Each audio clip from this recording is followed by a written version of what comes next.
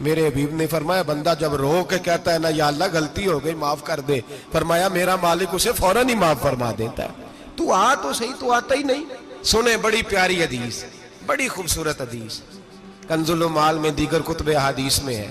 حضرت ابو ہریرہ رضی اللہ تعالیٰ عنہ فرماتے ایک بابا جی نبی پاک کی بارگاہ میں آئے، اور جب وہ واپس جانے لگے تو میں نے عمر پوچھی تو عمر تھی 96 سال۔ کہتے ہیں بزرگ جب آئے نا تو یہ بھویں جو ہے نا ان کی سفید ہو کے تو یوں آنکھوں پہ آ گئی۔ بڑی چھڑی بابا جی نے پکڑی ہوئی اور دونوں ہاتھ پکڑ کے نا چھڑی کے اوپر جھکے ہوئے ہیں ایک جانب، قربان جاؤں۔ کہتے ہیں جب وہ بزرگ مسجد میں داخل ہوئے تو میرے رسول نے کھڑے ہو کے استقبال فرمایا، کھڑے ہو، اور نبی کریم صلی اللہ علیہ وسلم نے آگے بڑھ کے بابا جی کو بازو سے پکڑا اور بٹھایا۔ حضور بیٹھ گئے، کہا بزرگوں کیسے آئے ہو؟ تو کہتے ہیں وہ بابا جی بات کرتے تو آنکھ کھول کے پہلے حضور کا چہرہ دیکھتے، پھر وہ بات کرتے تو ان کے لب و لہجے کے اندر بڑی پریشانی، بڑی تکلیف، بڑی مایوسی۔ عرض کرنے لگے یا رسول اللہ، حضور زندگی ساری گناہوں میں بیت گئی ہے، حضور غلطیاں ہی غلطیاں، یاد ماضی عذاب ہے، یا رب چھین لے مجھ سے حافظہ میرا۔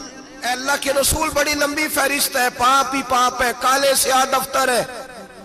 یا رسول اللہ صلی اللہ علیہ وسلم جب پلٹ کے دیکھتا ہوں حضور مجھے نیکی دکھائی نہیں دیتی۔ حضور اس عمر میں آپ کا ایک صحابی ملا ہے، اس نے بات سمجھائی ہے تو تھوڑا خیال آیا ہے، لیکن یا رسول اللہ صلی اللہ علیہ وسلم اب میرا وجود بیکار ہو گیا ہے، حضور بوڑھا ہو گیا ہوں۔ 3 باتیں کہیں بزرگوں نے اور نرالی کہیں۔ کہنے لگے یا رسول اللہ صلی اللہ علیہ وسلم، حضور اب تو میری کمر بھی سیدھی نہیں ہوتی کہ میں نماز ہی صحیح ادا کر سکوں، بوڑھا ہو گیا ہوں۔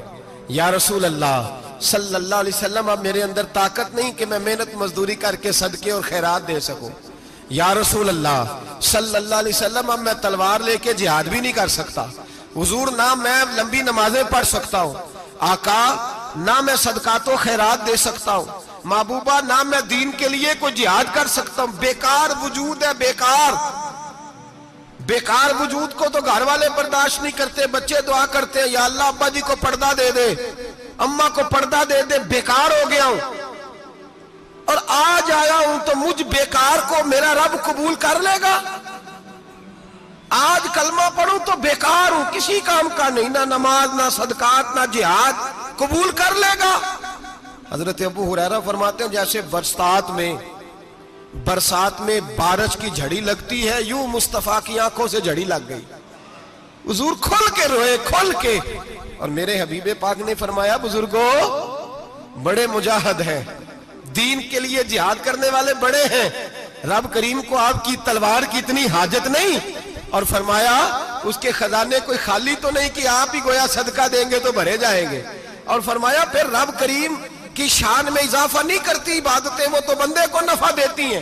میں بزرگوں نہ آپ جہاد کریں، نہ آپ صدقات دیں، لا لمبی نمازیں پڑھیں، آپ صدق دل سے آ جائیں، اللہ کے رسول کا وعدہ ہے رب آپ کو بغیر حساب کتاب جنت عطا فرما دے گا۔ آنا تو شرط ہے کہ نہیں؟ آئیں تو صحیح، نہ پہنچے تو صحیح، آ جائیں، اس کو نہیں عادت صدقات و خیرات کی، جہاد کی، تبلیغ، آئے تو صحیح نا۔ تو آ ہی نہیں رہا، تو گھر میں بیٹھا ہوا ہے، تو سویا ہوا ہے، تو دکانداری کر رہا ہے، تو پیسے گن رہا ہے، تو آیا ہی نہیں، آ تو صحیح۔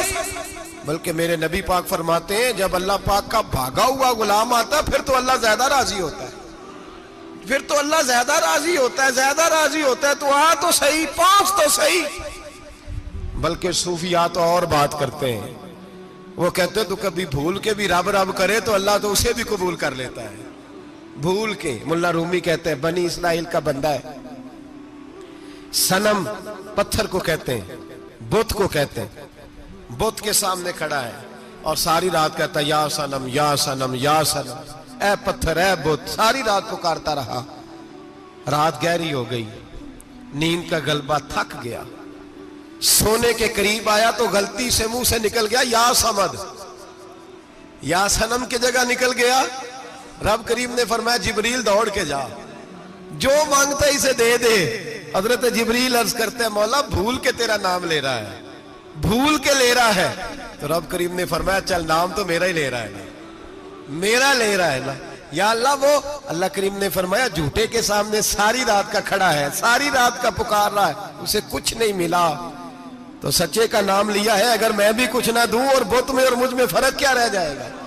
جا جو مانگتا ہے جھولی بھر کے دے، نام تو لیا ہے نا۔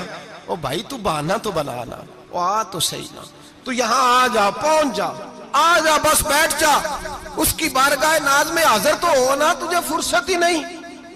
تو یاروں کے لیے ٹائم نکالتا ہے، بازاروں کے لیے ٹائم نکالتا ہے، گلیوں کے لیے ٹائم نکالتا ہے، چوکوں چوراہوں کے لیے ٹائم نکالتا ہے، ہفتے میں ایک دن ہوٹلنگ کے لیے بھی جاتا ہے، لیکن کبھی چھپ کے 2 نفلوں کی تجھے توفیق نہیں ہوتی۔ اور میں کئی دفعہ کہہ چکا ہوں، جس بندے کو بغیر عبادت کے رزق زیادہ ملنے لگ جائے اس پر آزمائش ہوتی ہے رب کریم کی۔ اللہ فرماتا ہے اس کو پیسے دو، اسے آنے نہ دینا، اس کو چل پیسے دوڑ جا۔ لوگ سمجھتے ہیں میں بڑا ذہین و عقل مند ہوں، دیکھو میں اپنی ہوشیاری سے، چلاکی سے آگے نکل گیا، تو آزمائش ہے، یہ تو آزمائش ہے رب کریم کی طرف سے، یہ تو اس کی خفیہ تدبیر ہے۔ میرے بھائی اس کی بارگاہ ناز تک جو آ گیا، آنا تو ہماری ذمہ داری ہے کہ نہیں؟ پھر اس کی رحمت آگے بڑھ کے استقبال کر لیتی ہے۔ اور خدا کی رحمت کتنی زیادہ ہے، میرے حبیب کریم سید عالم صلی اللہ علیہ وسلم نے فرمایا اللہ نے اپنی رحمت کے 100 حصے کیے۔ حضور فرماتے ہیں 1 حصہ اللہ نے دنیا میں نازل کیا ہے۔ کتنا؟ 1 حصہ۔ فرمایا یہ جو ماں بیٹے سے پیار کرتی ہے، باپ بیٹے کے لیے مزدوری کرتا ہے، جو بہن بھائی کے لیے روتی ہے، یہ جو بیوی شوہر کے لیے دعا مانگتی ہے، یہ جو بچے ماں باپ سے پیار کرتے ہیں، فرمایا یہ اس ایک رحمت کا نتیجہ ہے، ایک رحمت کا نتیجہ۔ تو صحابہ کہنے لگے یا رسول اللہ وہ 99 کدھر ہیں؟ نبی پاک نے فرمایا رب کریم نے سنبھالی ہوئی ہے، قیامت کے دن تمہیں عطا فرمائے گا۔